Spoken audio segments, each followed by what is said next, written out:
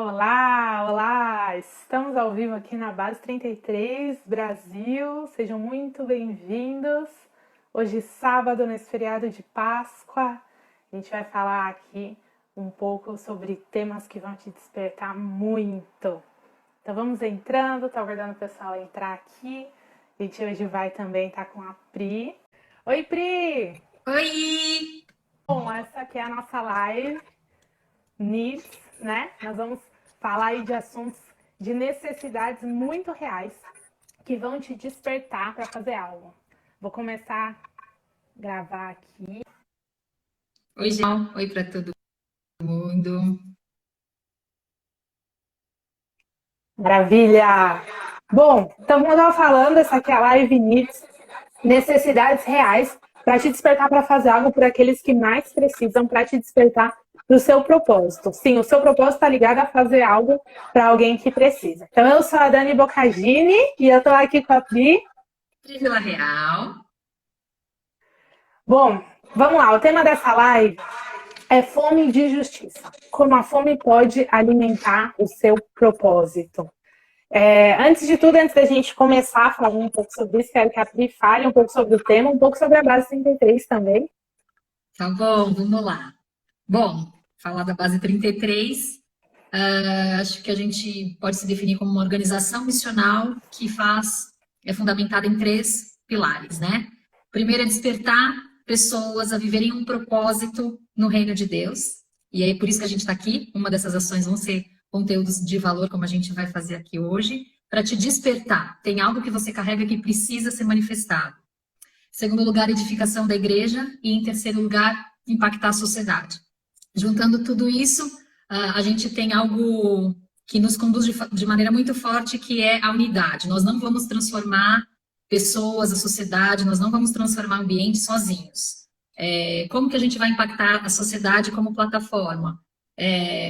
Junto com você, e é por isso que a gente está aqui hoje. Então, em geral é isso, em resumo é isso, é uma organização missional que acredita em propósitos maiores, uma voz no reino.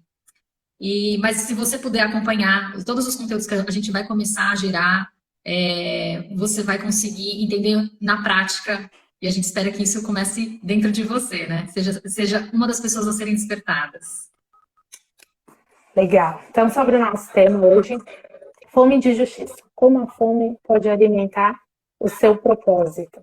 Bom, eu vou falar um pouco sobre alguns dados, né, que nós pesquisamos aí com equipe, alguns dados sobre a fome no mundo. É um assunto assim que... Só um minutinho, que as notificações estão aparecendo aqui. Bom, esse é um assunto que muitas vezes a gente evita, né? Muitas vezes passa na nossa timeline, ou a gente vê na televisão, e é algo que incomoda e a gente costuma evitar. Mas eu quero aqui falar números para eles te despertarem, para eles te sacudirem para isso. Segundo a ONU, mais de 820 milhões de pessoas passam fome no mundo atualmente. Os maiores números, eles estão na Ásia. A gente entende aí que a Ásia concentra o maior número de pessoas mesmo, por isso que esse maior número está lá, e na África. Sendo que o país que ocupa o primeiro lugar nesse ranking é a República Centro-Africana. Eu acho que esse é um ranking que nenhum país quer estar no topo, né? E, infelizmente, a República Centro-Africana, um país ali da África, ela está no topo dessa lista dos países com maiores índices de fome no mundo. Você falou uma coisa interessante que me veio agora na cabeça, acho legal falar. Tem tantos países, né, que trabalham para chegar em índices e ser o topo em muitos números, né, na economia, batendo recordes de exportação, e a gente são índices que as pessoas, as empresas e as nações lutam para estar, mas é difícil olhar para aqueles que estão no topo de outras estatísticas e elas não lutaram para estar lá, né? É uma consequência muito triste e muito esquecida, né? A luta deles é para sair, né? Exatamente. Dessa estatística. Enfim, sobre o Brasil, né? O Brasil é um país que lutou para sair de altos números dessa estatística e tem conseguido aí um bom avanço nisso. Então, se a gente vai ver de 10 anos para cá, caiu praticamente metade o índice de fome e miséria no Brasil. Mas hoje, ainda, esse índice é de mais ou menos 5 milhões de pessoas. Se a gente olhar o tamanho da população do Brasil, é uma porcentagem baixa, mais ou menos 2,5% da população. Mas é um número muito alto. 5 milhões de pessoas. É uma multidão considerável. É uma multidão. Sim, se a gente for pensar, a gente conhece um pessoal lá de Botsuana, né? E o país, eles não têm nem isso, nem 5 milhões de pessoas. É como se fosse um país inteiro passando fome. Então, são muitas pessoas ainda no Brasil que a gente vê, assim, situações de... tem lugares tão desenvolvidos, né? No Brasil, a gente já alcançou tantas coisas e ainda assim tem uma população que praticamente foi esquecida e que está nessa situação de fome. Lembrando, Dan, que a fome que você está falando, como você sempre menciona, não é aquela fomezinha, né? Tô com vontade de comer, ou comi de manhã, não consegui comer o dia todo, vou chegar e jantar alguma coisa. São pessoas que têm, muitas vezes, 1 ou 2 refeições na semana. Então, e quando vem não é uma refeição completa, né? Isso é um cenário de fome, assim, um cenário de calamidade. E considerar que 5 milhões de pessoas estão próximas da gente nesse estado, isso é muito sério. É muito sério. E também tem um dado que diz também recente que 50% dos brasileiros também vivem com metade do salário mínimo. Nossa. Meio salário mínimo, a gente está falando de 400 e poucos reais. Isso é um absurdo também, porque talvez não esteja nesse nível desses 5 milhões, mas é muita gente passando fome também, né? Sim. Então, às vezes, a gente fala dos números extremos, mas se a gente for considerar o que é fome real, né? São pessoas que comem talvez 1 vez por dia, isso é fome. Crianças que vão para a escola nessas condições. Então, no Brasil, isso é muito presente. E a gente pensa que esse meio salário mínimo não é só para comer, né? É para pagar aluguel, é para você vestir, é para o seu transporte, para você ir trabalhar, e para comer. Então, se a gente for ver a porcentagem disso que entra para alimentação, então, né? A parte comida tá cara, você vai no mercado, o que é isso para uma família? Né? É verdade. Eu posso compartilhar uma história de fome que eu assisti recentemente? É uma reportagem que saiu faz 2 semanas, e meu pai estava assistindo, eu peguei e falei, tô entendendo aqui alguma coisa. Sentei para ouvir e falava de uma cidade da Bahia que chama Pilão Arcado. É uma cidade pequena, 35 mil habitantes, mas que está em meio à seca, bem aquele cenário de Nordeste bem triste. E o foco da reportagem era uma denúncia contra a corrupção, contratos milionários da prefeitura, e eram todos laranja, e a reportagem foi se desenhando, mostrando que não era feito nada era aplicado realmente, né? E é isso que é triste saber, né? Saber que tem tantas pessoas passando necessidade, o tema fome, e é consequência de muita corrupção, né? Sim. E aí mostrou, né, cenários na saúde, uma senhora que estava doente não tinha assistência, várias áreas assim da cidade. E uma família específica era uma mãe que tinha 2 meninas. Uma acho que tinha uns 7 anos e a outra menininha uns 4, 5 anos. E a mãe ia preparar um restinho assim de feijão que tinha, aquela panela, que é só o ralinho mesmo assim, e deu para elas comerem. Era um pote muito pequeno para elas comerem. Falou, é a refeição que a gente tem para hoje. Muitas vezes eu não como para deixar elas comerem alguma coisa. E elas em seguida comeram aquilo, né? Bem pouquinho, e foram a 1 hora de caminhada para chegar até a escola. Então, naquele sol da Bahia, então, aí chega lá, enfim, o cenário da escola também totalmente precário, e todas as crianças com idades diferentes e analfabetas, enfim. Então, você vê que são pessoas próximas da gente, é uma realidade extremamente triste, e a gente, querendo ou não, a gente sabe que acontece tudo isso, mas aí eu te pergunto, né, Daninha, por que a gente ignora tudo isso? Porque pode soar forte, mas a gente não ignora, né? Eu sei que é real, eu oro por isso. Eu oro pelos que passam necessidade, todas as vezes que eu vou parar para almoçar, para jantar, né? Mas por que a gente, sabendo que existe, a gente não consegue fazer algo? Tomar uma atitude prática, né? De realmente alcançar. É claro, a nossa oração está alcançando. Mas, assim, o Senhor vai agir através de alguém nessa terra. Exato. né? Então, a nossa oração, ela vai despertar alguém e essa pessoa vai falar, ela vai responder a essa oração. A gente fica esperando só o Senhor responder por uma oração, mas a gente também precisa responder a esse clamor, né? Tem muitas Sim. pessoas clamando e nós precisamos ser resposta para esse clamor. Amém. Então é isso, assim como eu acredito que essas meninas, né, o cenário dessa família em específico, chamou atenção, lógico, toda vez que a gente vê o rostinho, porque uma coisa é você saber o número, né? Então aparece lá a estatística de 820 milhões de pessoas que estão com fome, mas quando você vê o rostinho de quem está passando fome, aquilo toca a gente. E aí você começa a cair num cenário assim de realidade que assusta, né? E acho que gera muita impotência. Eu não posso ir lá agora e acabar com isso, né? Então, eu acho que esse é o grande motivo das pessoas acabarem ignorando, não saber o como. Como eu vou fazer? Não tem como sozinha fazer isso. E acho que é por Você isso que a gente está falou, aqui, para causar esse incômodo. Essa live não é para te deixar feliz e falar que tudo vai melhorar rápido. Na verdade, é para gerar um grande incômodo em cada um que está assistindo aqui com a gente. é isso aí, para trazer responsabilidade. Você falou da questão da corrupção, né? O que muitas vezes impede o desenvolvimento de chegar para essas pessoas, não só o alimento, mas o desenvolvimento no geral é a corrupção. Mas, às vezes, a gente coloca muita corrupção, ou a culpa da corrupção, em quem já está lá em cima e que é totalmente invisível. Mas a gente esquece que nós precisamos também acabar com corrupção em mínimos detalhes. Então, são pequenas corrupções de, assim, às vezes a gente fala de quem rouba milhões, mas a gente recebe um troco errado no mercado e a gente vai para casa até feliz, né? Olha que legal, ganhei a mais. Então, se a gente não consegue devolver os 20 centavos que vieram errados no troco, como que a gente espera que alguém deixe de roubar os 20 milhões?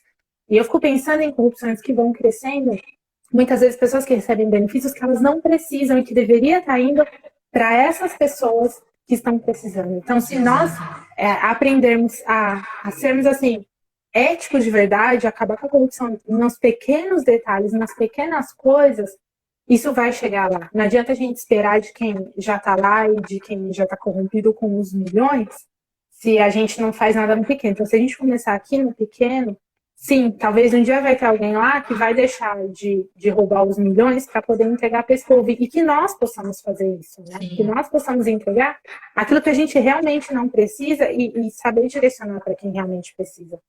Amém. É isso mesmo. Eu vi também um dos índices que me tocou muito, nesse número de 820 milhões, é 1 a cada 9 habitantes no mundo, não é isso? Ou seja, é uma proporção alta, comparado que 9 estão de pé. É o que eu penso, sabe? Então, não é que toda a humanidade vai se voltar a uma causa para resolver. Seria o ideal, né? Que seria extremamente leve.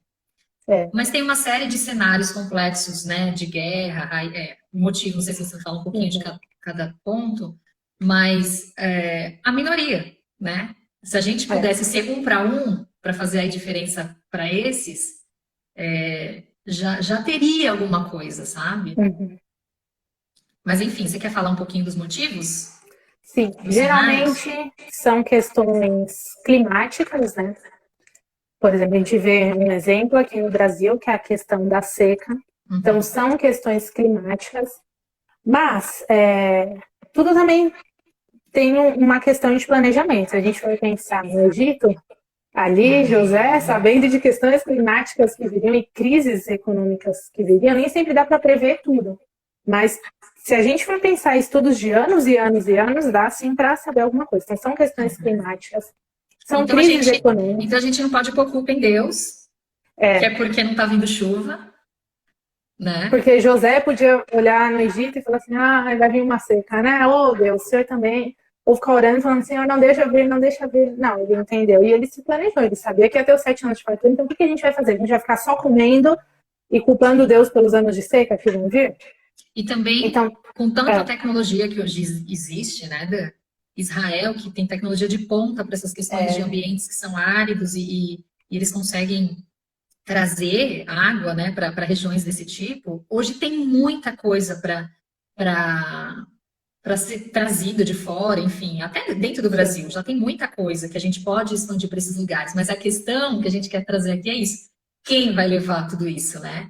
Então, eu queria, conforme você vai falando aí esses pontos, que são os motivos, trazer um pouquinho esse distanciamento da nossa cabeça, sabe? Ah, a questão é climática, então as pessoas passam fome porque tem seca, então, tipo, eu não tenho o que fazer. Então, tipo, Eu isso não é fui. desculpa.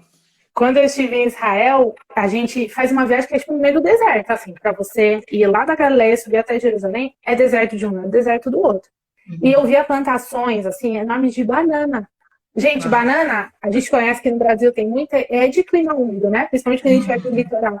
No meio do deserto, eles conseguem plantar uma planta que exige muita água. Então, assim, o povo de Israel é admirável, né? Porque Sim. eles conseguem fazer o que, assim, parece impossível. E eles têm essa mentalidade, eu tenho a bênção de Deus e vai dar certo. Então, eles fazem, eles não ficam esperando Deus mandar, né? Eu tenho a bênção de Deus e eu vou fazer, e ele vai me abençoar e vai dar certo. Então, realmente é se mover para isso. Então, tem a questão climática, tem a questão também das crises econômicas, né? Crises que vêm aí sobre países que são imprevisíveis. E tem também questões de conflitos, né? Porque a gente pensa assim, vamos supor a guerra da Síria, que é assim, um dos conflitos que a gente tem visto, né, por muitos anos. Como que chega alimento lá, porque não tem nem cidade, né? As pessoas estão vivendo debaixo de escombros de casas. Sim. Elas não têm acesso à água, não têm acesso à comida, ao supermercado não existe mais, elas não podem nem sair de casa porque elas correm o risco de morrer. Também tem essa questão aí dos conflitos. Sim. Bom, as questões das crises, acho que é um pouquinho do que a gente está passando nesses dias também, né? Onde a gente não tem muito o que fazer, a gente está submetido a tudo que está acontecendo, mas tem alternativas. Aí que tá, né? De novo, então tá passando crise, tem tantas pessoas ficando desempregadas, vai começar a ter mais fome, cenários como esse vai acabar se multiplicando se isso se estender por mais tempo. E, tipo, não tem o que fazer. Será que não? Será que a tua porção não é realmente olhar e falar, meu Deus, não ter o que comer é algo incogitável. De não dar algo de comer para o meu filho é algo incogitável. Então, eu tenho que me mover talvez por outras mães, em cenários caóticos ou cenários assim inusitados, igual está sendo agora. Não sei. A questão é simplesmente se conformar não é a resposta. Né? Eu acho que se conformar é difícil falar isso porque ninguém se conforma com o que é triste, né? Com o que é trágico. Mas não se mover não pode ser uma opção. Ou olhar só para o meu cenário, né? Porque eu olho só para o meu, eu fico desesperada, eu sempre vou tentar garantir o meu. Por que muitas vezes acontece a crise? Porque tá cada um trabalhando pelo seu e ninguém pelo coletivo. A gente tem que pensar que tem que reger um país. Eu penso muito no Japão.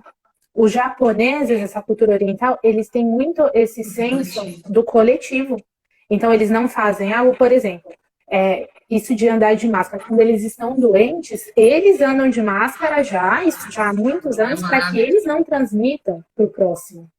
Né? Então, eles têm muito esse senso de coletivo. As coisas são bem cuidadas porque eles pensam no coletivo. E você pode ver que o Japão se reconstruiu da bomba atômica, se reergueu, né? De 2 bombas atômicas, se reergueu do tsunami que teve, né, alguns anos, de tantos terremotos que eles já sofreram, e você pode ver que não fica em crise, eles se reerguem, porque eles pensam todos no coletivo trabalhando juntos. Sim, é real.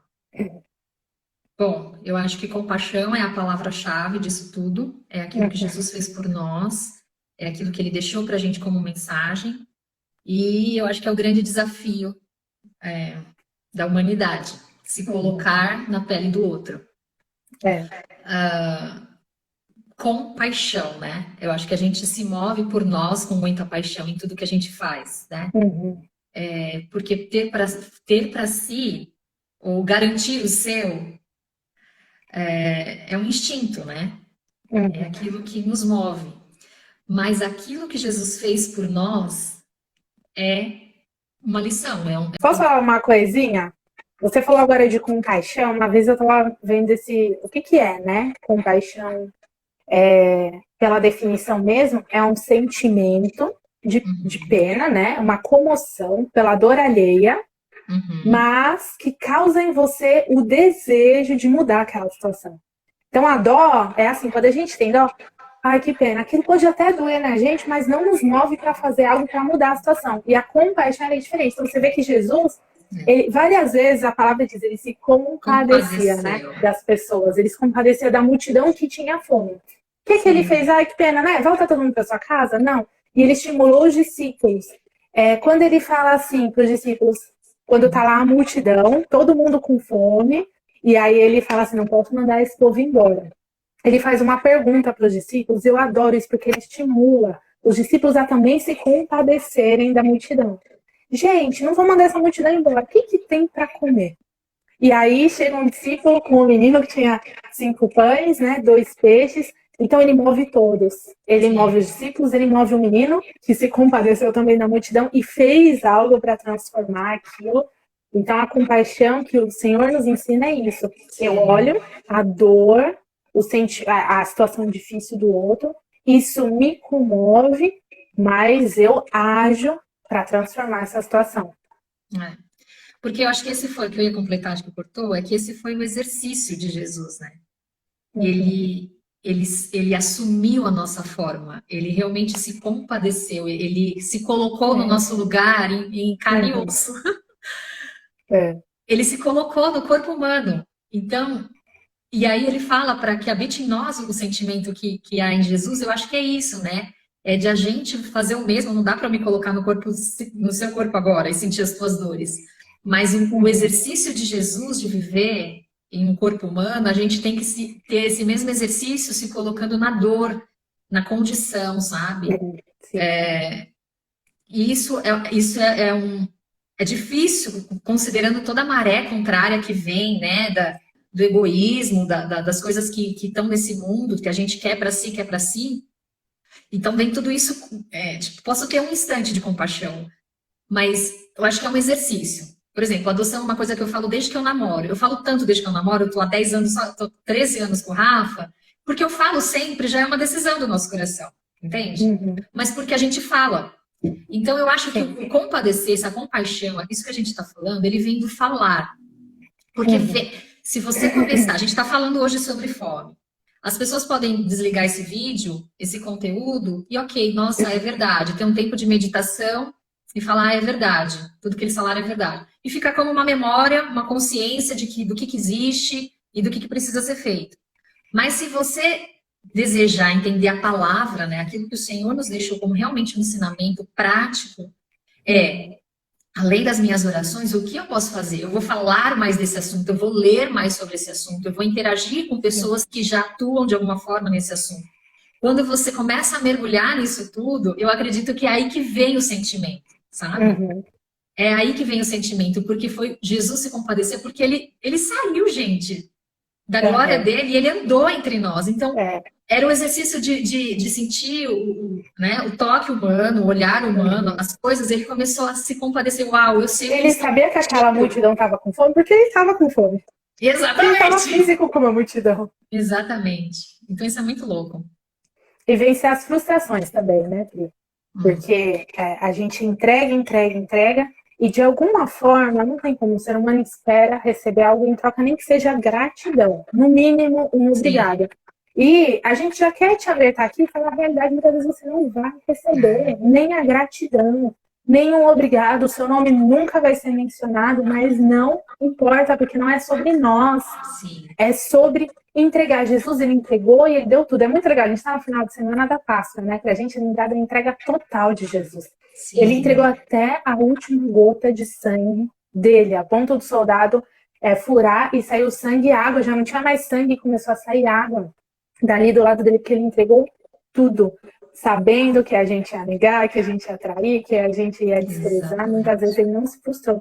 Então, talvez você já entregou, já ajudou, já se moveu, e talvez ou você não viu fruto, ou você não teve nenhum retorno, ou as pessoas muitas vezes foram ingratas com você, mas não importa, é tudo sobre o Senhor. Então, ainda que você já tenha se frustrado e se decepcionado, tendo compaixão, continue tendo compaixão.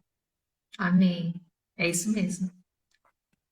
Não parar no meio do caminho, né? E fazer para Ele, né? Fazer porque Ele me pede para fazer. Ser porque Ele me pede para ser. né? Se a Porque gente... Mateus 25 falou que quando a gente está fazendo pelo pequenino, a gente está fazendo por ele. Amém. Eu peguei alguns versículos, Dani. Uhum. Eu acho que é legal a gente falar, que fala um pouquinho desse cenário, sabe? O primeiro é o clássico, né? Da nossa vida, que é Mateus 6,33. Uhum. Dentro disso que a gente está falando, queria que você falasse um pouquinho para mim, sabe? O que, que é buscar o reino e a justiça em primeiro, diante disso que a gente está falando de fome e de se compadecer? Durante muito tempo, né, eu li esse versículo, busca o reino de Deus e a justiça, e a gente acaba parando no reino e não busca entender o que, que é a justiça, né, desse reino. Busca o reino de Deus, mas o que, que é o reino e a sua justiça? E o Senhor Jesus fornece, meu reino não é dessa terra. Então não é como o governo local, o governo atual. Eu sempre falo isso, a gente fica esperando ações do governo. Ok, eu não isento toda a responsabilidade do governo, mas isso também não pode isentar a nossa responsabilidade como cidadãos Exato. do reino, de um governo que o Senhor veio estabelecer da sua justiça. E o que é o nosso conceito, o nosso padrão de justiça? A gente tem um padrão de justiça muito limitado comparado à justiça de Deus, né? Então, quando a gente fala Deus vai fazer justiça, quem fez mal para mim vai pagar. Ai, gente, que egoísmo, né? Por gentileza.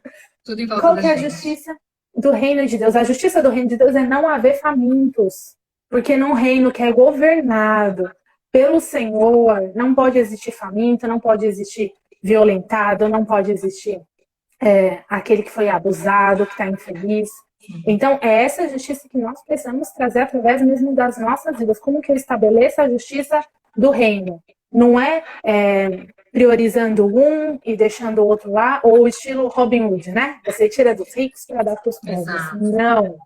A justiça do reino não tem a ver com igualdade, né? A gente ouve muito falar de igualdade, mas eu vejo que ela é mais sobre equidade, sobre a porção de cada um.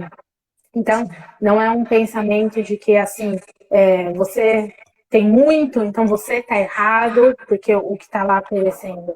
Eu acho que é você trazer a justiça pensando que todos são filhos amados de Deus. É o olhar de que Deus ama a todos. Quando ele criou todos com o mesmo amor. Quando Jesus foi para a cruz, ele não olhou e falou assim, eu estou amando o pobre, mas eu não, esse meu sacrifício não é para o rico, ou vice-versa. É entender esse amor e buscar estabelecer essa justiça, sabendo que todos merecem ter uma vida digna, de ver realmente o governo de Jesus Cristo, né? Amém. Amém. E, bom, outro que sempre a gente fala muito para aqueles que ouvem, né, aquilo que a gente ministra, Mateus 25:35, que é tive fome, não me deste de comer, tive sede, não me deste de beber, e uma série de outras necessidades. O próprio Senhor expõe. E, bom, eu acho que não tem como ser. A pergunta é: tem como ser ainda mais claro ou mais prático do que abordar o tema sede e fome, do que a Bíblia, como a Bíblia aborda nesse versículo, Dani? Eu acho que assim, hoje a gente pensaria assim, né? Ai, se Jesus batesse na minha porta, nossa, com certeza eu ia dar de comer para ele e tudo mais. Mas é fácil para nós pensarmos assim, porque o mundo está há 2000 anos ouvindo a história do Filho de Deus que morreu na cruz, que ressuscitou, conhecendo os milagres dele. Agora eu penso para você naquela época, se você estivesse lá há 2020 anos, quando Jesus Cristo começou a andar nessa terra, pensa uma coisa, fazia 400 anos que o povo não ouvia nenhum sinal de Deus.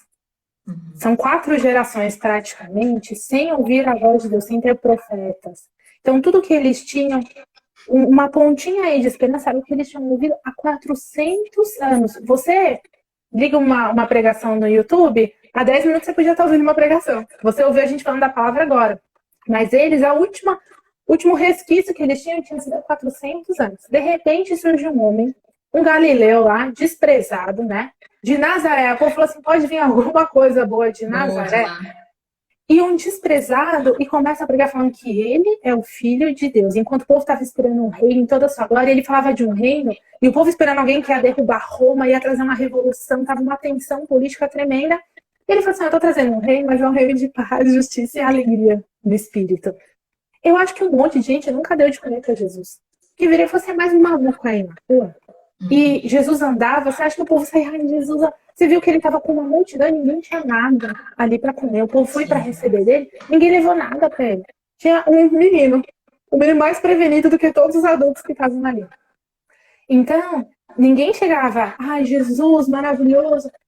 Então, eu tive fome, vocês não me deram de comer. E hoje a gente vê essa representação nas pessoas. Porque cada pessoa, às vezes, a gente despreza e fala assim, é só mais um. É só mais um, eu não vou dar de comer, porque é só mais um entre tantos. Nessa multidão, acho que o povo pensava assim, tem um maluco sendo seguido por uma multidão, eu vou dar de comer para ele, e tem tanta gente junto com ele, não tem como resolver esse problema. Então, hoje, Jesus está se expressando em cada um dos seus pequeninos, ele sabe o que é isso, ele não falou nada que ele não soubesse. Isso que você falou da compaixão é muito legal, porque ele sabe o que é estar faminto. Eu tenho certeza que ele andava lá no deserto e ninguém dava comida nenhuma para ele, porque ele falava que ele não tinha nem onde reclinar a cabeça.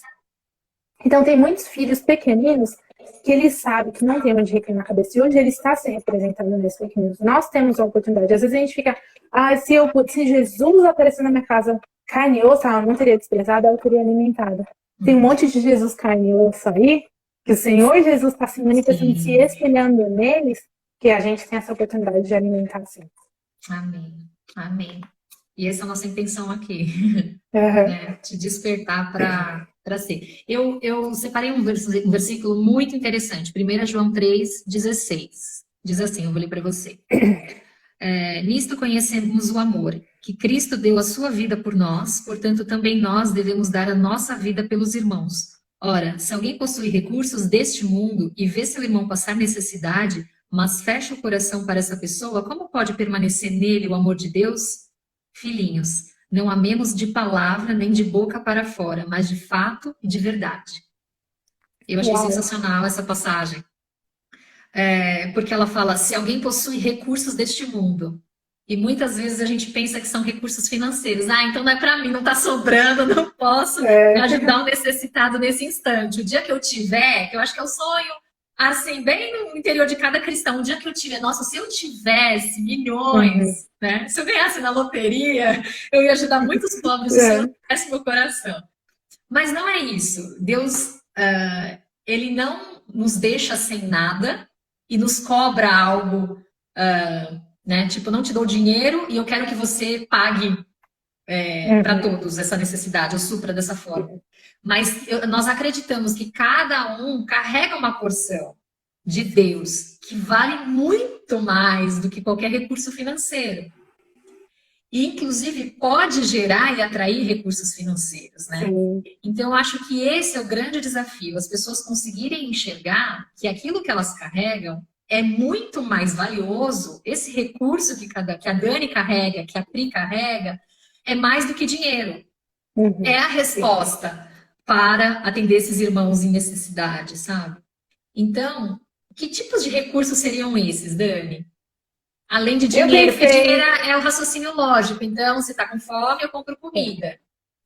Mas eu não tenho dinheiro. De que forma eu posso ajudar? Eu pensei em um aqui que, para mim, é o meu, assim, né? Que é a voz, né? É o seu relacionamento com as pessoas, é a sua rede, são as suas conexões. Então, quando você começou a falar, eu pensei em várias pessoas que eu já consegui ajudar sem dar dinheiro para elas, sem eu tirar do meu bolso. Mas mobilizando, né, várias e várias pessoas, eu acho que o dom de você passar o sentimento para os outros, que é o que a gente está fazendo aqui. Talvez eu não vou mandar fazer um projeto lá nessa cidade que você falou, da Bahia. Mas a minha voz e o meu sentimento tão verdadeiro vai despertar alguém que o coração dela vai falar assim, era isso que eu estava esperando. Eu precisava disso, eu precisava ser despertado. Eu tinha vontade de fazer algo e não sabia como, eu precisava disso. Então, por exemplo, um recurso que eu vejo é esse. É a sua voz que desperta as pessoas, que conecta, que é a voz daqueles que não têm voz. Né? A gente conhece um projeto que eu sou apaixonada lá na África do Sul, que é o Ciatanda, que é uma creche, um orfanato de crianças deficientes. Todos têm necessidades especiais. Elas não podem falar e pedir, elas não podem gravar um vídeo, mas a gente é a voz deles. E quantas pessoas aqui no Brasil já foram mobilizadas para ajudarem, quantas pessoas lá. Então, nós somos a voz do que não tem voz. Então, esse é um dos recursos que eu vejo, né? A nossa voz, as nossas mãos, o nosso sentimento. Se a gente conseguir transmitir esse sentimento que está no nosso coração e plantar nos corações das pessoas, esse é o primeiro ponto. Porque mais do que eu entregar um valor, né? Eu vou só dar um recurso, esse recurso vai acabar um dia. Eu posso falar, legal, vou juntar um dinheiro e vou dar uma cesta básica para uma família, mas daqui a um mês essa cesta acabou. Mas se eu gerei um sentimento no coração de alguém, essa pessoa sabe que muito mais do que uma ação pontual, ela vai cumprir uma missão e viver esse propósito de transformar realmente as vidas. Amém. É isso que a gente quer gerar de mensagem em cada coração que está ouvindo esse vídeo hoje. E para encerrar, uma pergunta, eu acho que todo mundo já passou por ela na cabeça. E eu já ouvi muitas respostas em relação a essa pergunta, quando a gente fala de guerras, de situações difíceis. E eu queria jogar ela para você e trazer depois um versículo que é algo que Deus colocou no meu coração, mas eu queria colocar para você, Dan. Por que Deus permite? Nossa, gente. Por que Deus permite a fome? Você sabe que ontem eu estava assistindo um filme que fala exatamente isso. Tem um filme que chama Superação, o Milagre da... Já assisti? E aí todo mundo fica falando, mas por que você? Por que Deus permite? Por que Deus permitiu que o meu marido morresse? A professora pergunta para ele, né? E acaba essa pergunta. Eu posso ler o versículo antes, e aí você conclui, pode ser? Tá bom. Porque aí eu acho que é legal, você já fecha um raciocínio. É Mateus 5,16. Deixa eu ver se eu deixei aberto aqui. Mateus 5,16. Fala assim: assim brilhe também a luz de vocês diante dos outros, para que vejam as boas obras que vocês fazem e glorifiquem o Pai de vocês que está nos céus. Então, pode usar tudo isso aí para dar a tua resposta. Beleza. Por que Deus permite? E por que nós permitimos, né? Porque é assim, a gente ouve o versículo, né? Que Jesus ora e fala assim, Pai, que eles sejam um com você, assim como eu e você somos um. Então, quando a gente ora, quando a gente adora, a gente fala, ai, Pai, eu sou um contigo. Né? Na hora de receber do Espírito, a gente é um com Deus. Na hora de desfrutar da palavra, a gente é um com Deus.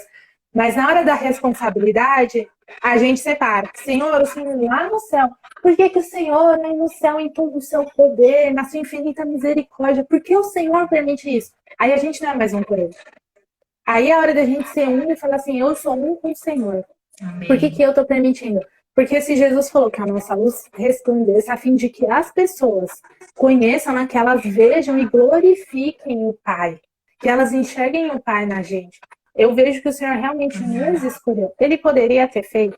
O Senhor podia ter criado tudo e não ter colocado nada no homem, né? Jesus virou e falou assim para os discípulos, se vocês creem em mim, vocês vão fazer as mesmas obras que eu faço e maiores ainda. Eu estou indo para o meu Pai, mas eu estou deixando com vocês. Agora é com vocês. Então, ele poderia falar assim, olha, eu estou indo para o meu Pai, vocês fiquem aí e deixa que eu faço tudo, tá? Mesmo que eu não esteja aqui fisicamente, eu vou continuar. Não, ele falou assim, agora é a hora de vocês fazerem o que eu fiz nessa terra, vocês vão fazer também, e vocês vão fazer maior ainda. Ele não estava falando, ele falou de cura, falou da palavra, falou de tudo isso, mas ele também falou da transformação social que ele gerava. Ele também falou de alimentar o faminto, né? De não se esquecer do órfão, da viúva. Quando ele fala as mesmas obras, às vezes a gente só pensa em milagres. Sim, são milagres, sim, são curas, são libertações, é expulsar demônio, é pregar o evangelho, mas também é gerar essa transformação social. Então, por que Deus permite? Porque a gente permite, porque nós somos um com o Pai. Então, nós precisamos fazer algo. O Senhor quer nos usar, nos dê esse privilégio. Eu acho que em vez da gente ficar se perguntando por que Deus permite isso, eu acho que a gente deveria se perguntar assim, como eu posso ser um agente de Deus em relação a isso, porque eu recebi um privilégio. Quando a Bíblia fala sobre o pregar o evangelho, né, ela fala assim que os anjos queriam fazer isso. E o Senhor nos escolheu. E o evangelho não é sobre apenas a palavra que cura, que liberta, que salva espiritualmente. Também é a salvação física, o evangelho do reino, é estabelecer o reino e o governo do Senhor aqui. Ele nos chamou para sermos embaixadores desse reino. Olha só que privilégio. Gente, não é qualquer um que é um embaixador de um país em um lugar, né? Ele é uma super autoridade ali. Por exemplo, o embaixador dos Estados Unidos no Brasil, ele é o homem que representa todo o país ali. Não é brincadeira. Nós somos embaixadores desse reino. Então, por que nós estamos permitindo que isso aconteça? Que a gente possa representar o reino do nosso Pai. Nessa hora, nós precisamos ser filhos maduros. Não jogar a responsabilidade e falar, pai, por que você deixa isso acontecer? É assim, pai, conta comigo. No que o Senhor quer me usar para que a obra seja realizada, para que a tua vontade seja realizada nessa terra. A vontade do Senhor certamente não é que ninguém tenha fome. Mas como eu posso ser o filho que representa os negócios do Pai dessa terra. Sim. Amém. Porque o pai do filho pródigo, quando o filho que ficou falou, pai, o senhor nunca fez nada, aí vem esse filho aí que te desprezou, você faz tudo pra ele, eu sempre tive aqui, você não fez nada. E ele falou assim, filho, tudo que é meu é seu. E então a gente às vezes pega isso só para as bênçãos, né? A gente é herdeiro e co-herdeiro com Cristo. Sim, mas Senhor, Pai, se todas as riquezas que são tuas são minhas, amém. Agora, Senhor, todas as responsabilidades são tuas, também são minhas. Eu também quero tomar isso. Amém. Uau, incrível, é isso. É nisso que a gente acredita, né? Que se eu acredito que Deus está em mim, então eu tenho que passar a brilhar Jesus nas nossas ações, né? Em cada ação, em todo mundo. Então, por que a Pri permite a fome? Essa tem que ser a minha pergunta agora, né? Por que a Dani, cada um perguntar para si? Não é que eu vou ficar perguntando para você, cada um tem que se perguntar. Por quê? Para que brilhe a luz e manifeste as boas obras, sabe? Porque se cada um que tem ao Senhor dentro de si manifestar essa luz, as pessoas vai causar um impacto, não tem como esconder essa luz, é muita luz junto.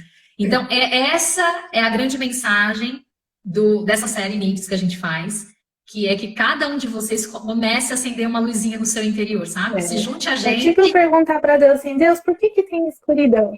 Ué, por que a sua luz não está brilhando? Exatamente, exatamente. Acho que fechou essa frase. Que a sua luz seja acesa. Quem sabe para o tema fome, talvez seja para outros. A gente vai trazer outros temas aqui, né, Dan? Sim. A gente tem outra série chamada Connections, que a gente vai trazer cenários de como responder a essa necessidade de fome. Hoje aqui a gente só falou daquilo que está escondido, que está adormecido, que possa despertar um sentimento novo dentro do nosso interior. Tá, mas a partir de agora, a chama está acendendo, o que eu faço? A gente vai ter outras séries que vão poder abordar o que fazer, então, né? Se acendeu. Mas que você realmente possa acender, que a gente possa realmente, que a fome possa alimentar um propósito na tua vida. E que esse vídeo alcance realmente corações que vão ser a resposta para a fome no nosso país, na nossa cidade, e em outras nações, é o nosso desejo aqui. É isso aí. Busque soluções, né? Nosso objetivo aqui não é jogar bomba na sua mão e falar assim, olha que problema. Não. A gente quer realmente mostrar que essa é a luz. Como que eu vou ser uma luz? Onde tem uma escuridão para eu poder brilhar? Então, você achou esse vídeo? Começa a perguntar para Deus, Senhor, como eu posso ter uma resposta? Me dá uma solução, me dá alguma coisa para eu me mover. Eu tenho certeza que Deus vai te falar. Tenho certeza absoluta, né? É a pergunta de Jesus, o que a gente tem para comer? Vai lá, você vai encontrar um menino que tem 5 pães e 2 peixinhos. Então se mova. Os discípulos poderiam falar assim, que problemão, né, Jesus? Puxa, não temos nada. Mas não, eles foram atrás. Então Jesus está fazendo essa pergunta assim para você. Hoje, tem uma multidão faminta. Como que a gente vai alimentar essa multidão? Vai, procura, sai em busca de uma solução. Talvez esse tema já tenha batido em você, talvez você já tenha estado frente a frente com esse tema alguma vez, e agora você vai falar assim, não é possível, isso aí está me perseguindo. Sim, Deus repete os ciclos, você está se deparando de novo com esse tema, de novo com algo que está te despertando. Porque você carrega, né? Sim. Tem um recurso de resposta dentro de você. Exatamente. Muito, muito obrigada a Amém, todos. Dani. Obrigada, Pri. Foi Um beijo a maravilhoso. todos. Vamos ter próximos, estou à disposição. Yes, é isso aí. Beijão, gente. Acompanha a gente aí nas redes, no YouTube, Facebook, nosso site, Instagram, Base 33. Beijo, tchau, Um tchau. abraço, tchau.